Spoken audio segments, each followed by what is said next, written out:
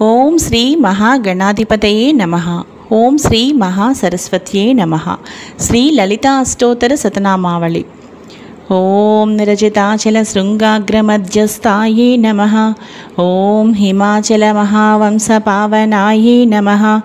ఓం శంకరార్ధాంగ సౌందర్య శరీరాయే నమః. ఓం లసన్మరకత స్వచ్ఛ విగ్రహాయే నమః. ఓం మహాతిశయ సౌందర్య లావణ్యాయే నమః. ఓం శశాంకశేఖర ప్రాణవల్లభాయే నమః. ఓం సదా పంచదశాత్మైక్య స్వరూపాయే నమః. ఓం వజ్రమాణిక్య కనక కిరీటాయే నమః. ఓం కస్తూరి తిలకోల్లాసినిటలాయే నమః. ఓం భస్మరేకాంకితల సన్మకుటాయే నమః. ఓం వికచాంబోరుహదళలోచనాయే నమః. ఓం శరచ్చాంపేయ పుష్పాభనాసికాయే నమః. ఓం లసత్కాంచన తాటంకయుగళాయే నమః. ఓం మణిదర్పణ సంకాసకపోలాయే నమః. ఓం తాంబూలపూరిత స్మేరవదనాయే నమః. ఓం సుపక్వదాడిమీ బీజరదనాయే నమః. ఓం కంబుపోగ సమచ్ఛాయ కందరాయే నమః. ఓం స్థూలముక్తాఫలోదారసుహారాయే నమః. ఓం గిరీశబద్ధమాంగళ్యమంగళాయే నమః. ఓం పద్మపాశాంకుశలసత్కరాబ్జాయే నమః. ఓం పద్మకైరవమందారసుమాలిన్యే నమః. ఓం సువర్ణకుంభయుగ్మాభసుకుచాయే నమః. ఓం రమణీయ చతుర్బాహు సంయుక్తాయే నమః. ఓం కనకాంగదకేయూరభూషితాయే నమః. ఓం బృహత్సౌవర్ణ సౌందర్యవసనాయే నమః. ఓం బృహన్నితంబ విలసజ్జఘనాయే నమః. ఓం సౌభాగ్యజాత శృంగారమధ్యమాయే నమః. ఓం దివ్యభూషణ సందోహరంజితాయే నమః. ఓం పారిజాత గుణాధిక్య పదాబ్జాయే నమః. ఓం సుబద్మరాగ సంకాస చరణాయే నమః. ఓం కామకోటి మహాపద్మపీఠస్థాయే నమః. ఓం శ్రీకంఠనేత్ర కుముద చంద్రికాయే నమః. ఓం సచామర రమావాణి విరాజితాయే నమః. ఓం భక్తరక్షణ దాక్షిణ్య కటాక్షాయే నమః. ఓం బ్రహ్మోపేంద్ర శిరోరత్నరంజితాయే నమః. ఓం సచీముఖ్య మరవధూసేవితాయే నమః. ఓం లీలాకల్పిత బ్రహ్మాండమండలాయే నమః. ఓం అమృతాది మహాశక్తి సంవృతాయే నమః. ఓం ఏకాతప్రత సామ్రాజ్యదాయికాయే నమః. ఓం సనకాది సమారాధ్య పాదుకాయే నమః. ఓం దేవర్షిభిస్తూయమాన వైభవాయే నమః. ఓం కలశోద్భవ దుర్వాస పూజితాయే నమః. ఓం మత్తేభవక్త్ర షడ్వక్త్రవత్సలాయే నమః. ఓం చక్రరాజ మహామంత్రమధ్యవర్చే నమః. ఓం చిదగ్నికుండ సంభూత సుదేహాయే నమః. ఓం శశాంకఖండ సంయుక్తమకుటాయే నమః. ఓం మత్తహంసవధు మందగమనాయే నమః.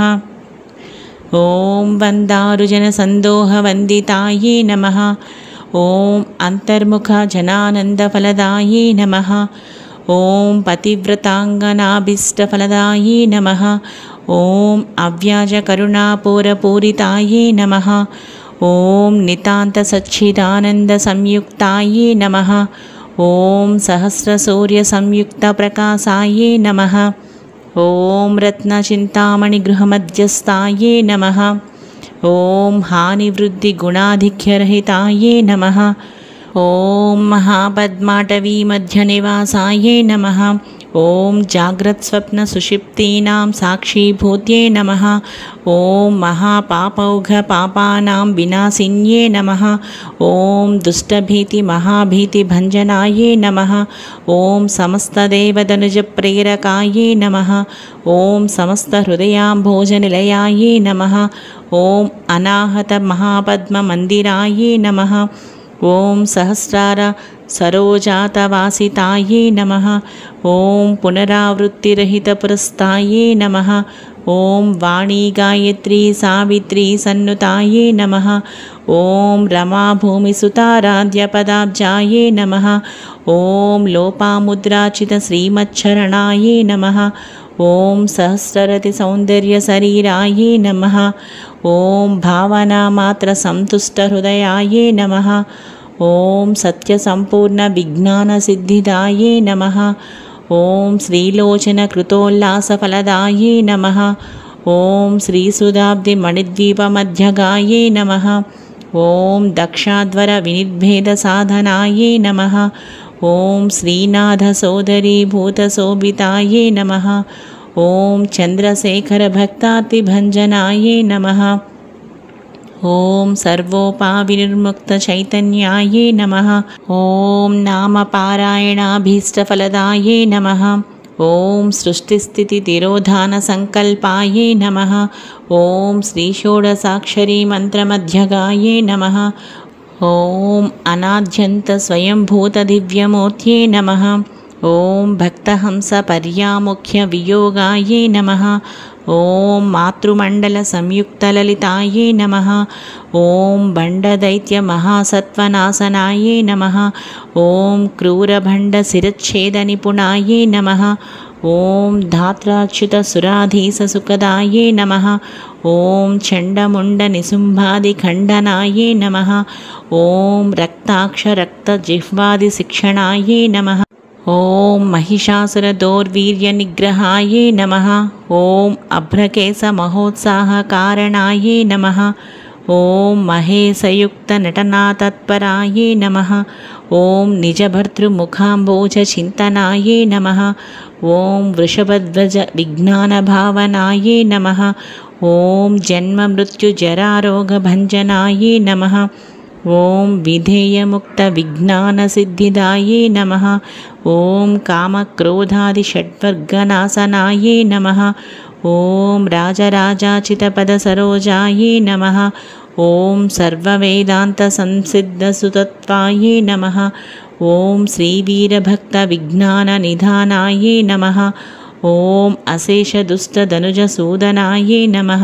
ॐ साक्षात् श्रीदक्षिणामूर्तिमनोज्ञायै नमः। ॐ हयमेधाग्रसम्पूज्यमहिमायै नमः।